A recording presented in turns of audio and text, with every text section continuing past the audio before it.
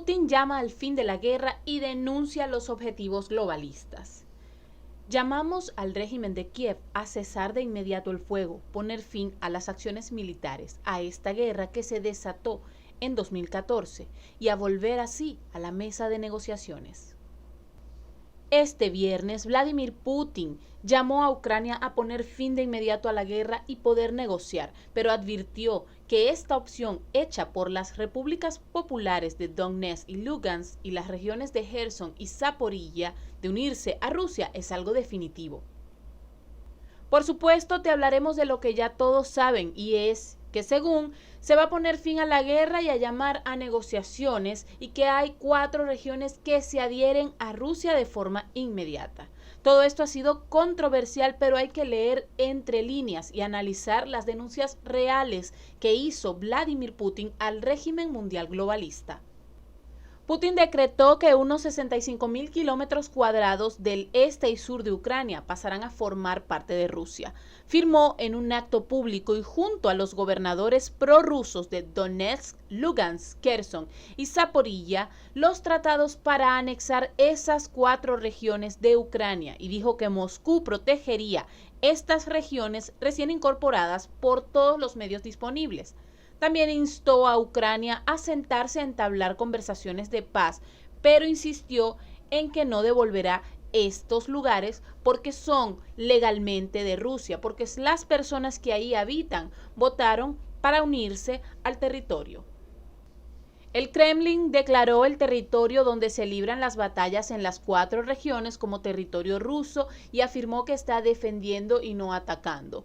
Ya Ucrania, en compañía de Occidente, han estado invadiendo y destruyendo el territorio ruso sin pensar en las consecuencias. Recordemos que desde 2014 se libra una guerra dentro del territorio ucraniano, apoyada por el gobierno.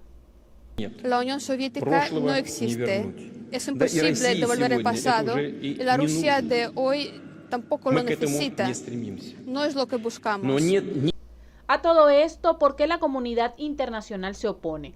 Los Estados Unidos y sus aliados europeos y otros países se oponen a Rusia y lo llaman invasor militar, cuando se sabe que hubo un proceso donde el pueblo de estos territorios votó y decidió por unirse a Rusia y por no continuar con la guerra. Luego de esta invasión a Ucrania en febrero, un artículo publicado por el Council on Foreign Relations declara que Rusia, como miembro de las Naciones Unidas, estaba violando la Carta de las Naciones Unidas. Como bien sabemos, cada territorio es soberano y las Naciones Unidas son básicamente una institución que ha venido actuando bajo la conveniencia de muchos estados corruptos y en conjunto con la OTAN ha permitido a Ucrania dar pie a Occidente para entrar en territorio rojo. Ucrania no es solo un territorio número 1 en tráfico de personas, especialmente de niños. También la apertura de las fronteras ha sido la excusa perfecta para que esto siga ocurriendo y culpar a los rusos por las desapariciones. Ucrania además trabaja en conjunto con el gobierno de los Estados Unidos, con laboratorios y demás para desestabilizar a toda Europa desde adentro. Y se sabe que la OTAN ya no debería existir y que ha sido capaz de proveer armas a civiles y estas han ido a parar al mercado negro. Gran parte del territorio que Rusia acaba de anexar ya estaba ocupado por rusos, ya que son desde siempre tierras hermanas. ¿Cómo está respondiendo ante esto Ucrania?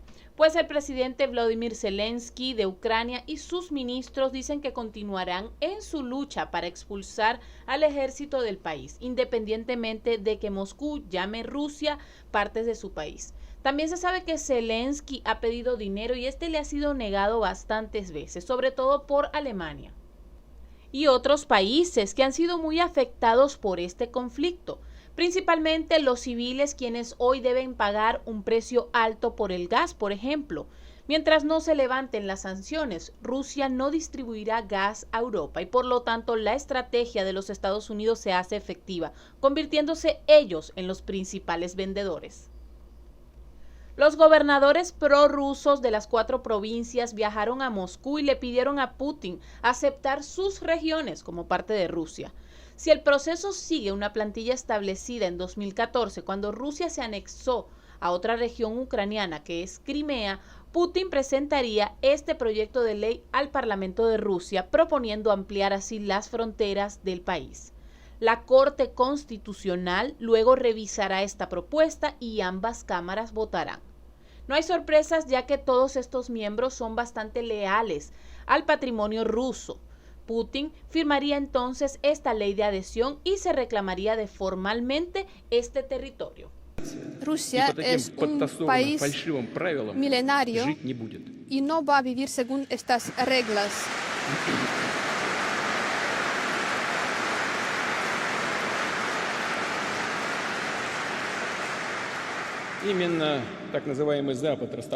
Es Occidente el que pisoteó el principio de la integridad territorial y ahora cree que es el que decide qué países, qué pueblos tienen derecho a la autodeterminación y qué pueblos no lo tienen. Se usurparon este derecho. Es por eso que les preocupa tanto la voluntad de las personas en Crimea, en Gerson, Zaporozhye, Lugansk y Donetsk. No tienen ningún derecho moral a dar sus estimaciones. Nunca tuvo este derecho y no lo tiene. No solo rechazan esta voluntad, su hegemonía tiene un carácter similar a apartheid, al totalitarismo. Dividen a sus aliados en países civilizados y los demás que deben ser parte de la lista de bárbaros. Estas listas ya existen, demonizan a países y pueblos enteros, no hay nada nuevo en ello. Las élites occidentales siguen siendo las mismas. Son colonizadores, van discriminando y separando a los pueblos. Desde hace mucho tiempo, Vladimir Putin ha denunciado que los Estados Unidos quiere preservar una dictadura mundial y sacrificar a Europa. Habló de la rusofobia y de cómo ésta se ha propagado gracias a los medios occidentales. Las sanciones impuestas a Moscú por lo del conflicto de Ucrania, según son un peligro para todo el mundo y dejan a Europa en una peor situación. En este discurso también habló de cómo se ha destruido África, Latinoamérica y China y cómo se ha venido promoviendo, por ejemplo, el alto consumo de drogas para desestabilizar a los seres humanos en territorios más allá de los Estados Unidos. La pandemia ha sido sustituida por nuevos desafíos de carácter global que conllevan a una amenaza para todo el mundo. Me refiero a la carrera de sanciones en Occidente y a los intentos descarados, agresivos, de Occidente de imponer su modus vivendi a otros países, de quitarles su soberanía y de someterlos a su voluntad. Se están desperdiciando por orden de Washington en nombre de la llamada unidad euroatlántica, aunque en realidad se están sacrificando básicamente en nombre de la preservación de la dictadura estadounidense en asuntos mundiales. La Unión Europea está tratando de eliminar de forma gradual las importaciones de energía, sobre todo de gas natural, procedentes de Rusia, una medida que llega en un momento difícil para el bloque, ya que se enfrenta a una inflación galopante y a una crisis del costo de vida. Se dijo que Occidente se había resistido a reconocer los cambios tectónicos irreversibles en la política mundial y las relaciones internacionales, describiendo la región de Asia-Pacífico como un imán para los recursos humanos, el capital y las capacidades de producción.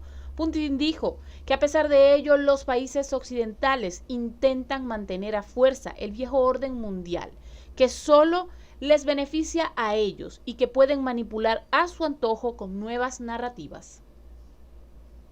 Al final, habló de la unión de su pueblo y de cómo todas las culturas dentro de Rusia pueden convivir y han sido cuidadas y preservadas para no dejar penetrar a Occidente y a sus planes y terminar así como ellos. Recordemos que hace un tiempo también condenó las acciones de George Soros y muchos otros de las élites mundiales y lo sigue denunciando sin miedo.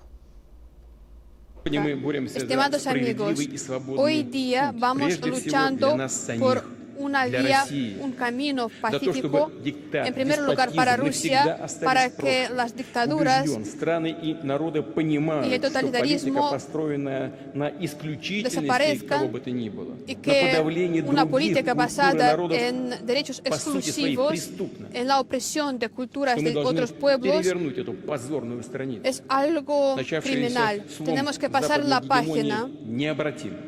La hegemonía occidental va a ser destruida, es inevitable y nunca podremos volver al pasado. Esta batalla, este campo de batalla, es donde luchamos por nuestro pueblo, por nuestra gran Rusia histórica.